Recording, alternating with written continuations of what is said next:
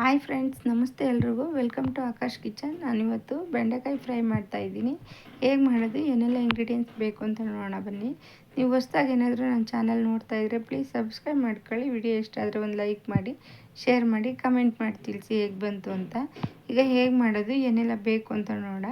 ಇಲ್ಲಿ ನೋಡಿ, ನಾನು ಬೆಂಡೆಕಾಯಿ ಸಣ್ಣದಾಗಿ ಕಟ್ ಮಾಡಿ ಇಟ್ಕೊಂಡಿದ್ದೀನಿ. ಈಗ ಒಂದು ಪ್ಯಾನ್ ಇಟ್ಕೊಂಡು ಅದಕ್ಕೆ ಒಂದು ಸ್ಪೂನಷ್ಟು ಎಣ್ಣೆ ಸೇರಿಸ್ಕೊಂಡು, ಒಂದು ಸ್ಪೂನ್ ಕಡಲೆಬೇಳೆ, ಒಂದು ಸ್ಪೂನ್ ಉದ್ದಿನಬೇಳೆ ಇವೆರಡು ಸೇರಿಸ್ಕೊಂಡು ಚೆನ್ನಾಗಿ ಫ್ರೈ ಮಾಡ್ಕೊತಾ ಇದ್ದೀನಿ.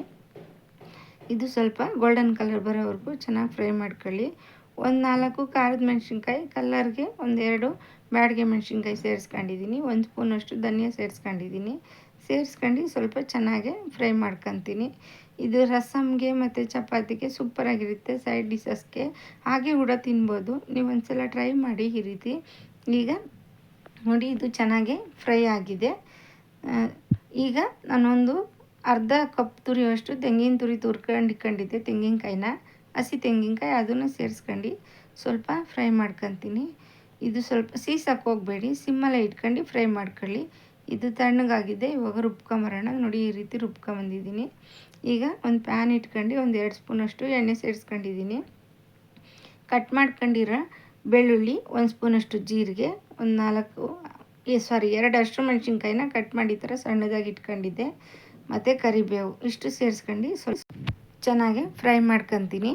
ಈಗ ಒಂದು ದಪ್ಪದ ಈರುಳ್ಳಿ ಸಣ್ಣಗೆ ಈ ರೀತಿ ಚಾಪ್ಸ್ ಮಾಡಿ ಇಟ್ಕೊಂಡಿದ್ದೆ, ಅದನ್ನು ಸೇರಿಸ್ಕೊಂಡು ಅದು ಸ್ವಲ್ಪ ಗೋಲ್ಡನ್ ಕಲರ್ ಬರೋವರೆಗೂ ಚೆನ್ನಾಗಿ ಫ್ರೈ ಮಾಡ್ಕೊಳ್ಳೋಣ. ಸಿಂಪಲ್ಲಾಗಿ ಮಾಡ್ಕೊಬೋದು. ಬೆಂಡೆಕಾಯಿ ತುಂಬ ಹೆಲ್ತಿಗೆ ಒಳ್ಳೆಯದು, ಆಗಾಗ ತಿಂತಾ ಇರಬೇಕು. ಈ ರೀತಿ ಒಂದು ಸಲ ಟ್ರೈ ಮಾಡಿ. ಈಗ ನಾನು ಕಟ್ ಮಾಡಿ ಇಟ್ಕೊಂಡಿರೋ ಬೆಂಡೆಕಾಯಿನ ಫ್ರೈ ಮಾಡ್ಕೊತೀನಿ. ಇವಾಗ ಅದನ್ನು ಸೇರಿಸ್ಕೊಂಡಿದ್ದೀನಿ. ಸೇರಿಸ್ಕೊಂಡು ಚೆನ್ನಾಗಿ ಮಿಕ್ಸ್ ಮಾಡ್ಕೊಂಡು, ಬೆಂಡೆಕಾಯಲ್ಲಿ ಲೋಳೆ ಅಂಶ ಇರುತ್ತೆ, ಸೊ ಅದು ಹೋಗೋವರೆಗೂ ಚೆನ್ನಾಗಿ ಫ್ರೈ ಮಾಡ್ಕೊಳ್ಳಿ.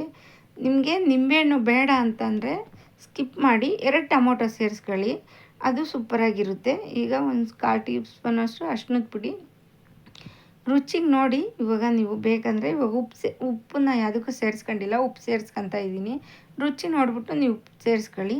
ಇದು ಲೋಳೆ ಅಂಶ ಹೋಗೋವರೆಗೂ ಚೆನ್ನಾಗಿ ಫ್ರೈ ಆಗಬೇಕಿದು. ನೋಡಿ, ಈಗ ಒಂದು ಅರ್ಧ ಟೇಬಲ್ ಸ್ಪೂನಷ್ಟು ಖಾರದ ಪುಡಿ ಸೇರಿಸ್ಕೊತಾ ಇದ್ದೀನಿ. ಸಿಂಪಲ್ಲಾಗಿ ಮಾಡ್ಕೊಬೋದು. ನೀವು ಒಂದು ಸಲ ಟ್ರೈ ಮಾಡಿ, ನಿಮಗೆ ಖಂಡಿತ ಈ ರೆಸಿಪಿ ಇಷ್ಟ ಆಗುತ್ತೆ.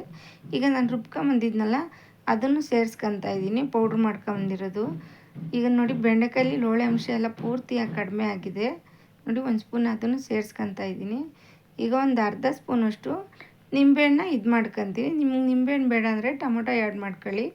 ಸ್ವಲ್ಪ ಕೊತ್ತಂಬರಿ ಸೊಪ್ಪು ಸೇರಿಸ್ಕೊಂಡ್ರೆ ಸಿಂಪಲಾಗಿ ರೆಡಿ ಆಯಿತು. ಒಂದು ಸಲ ಟ್ರೈ ಮಾಡಿ.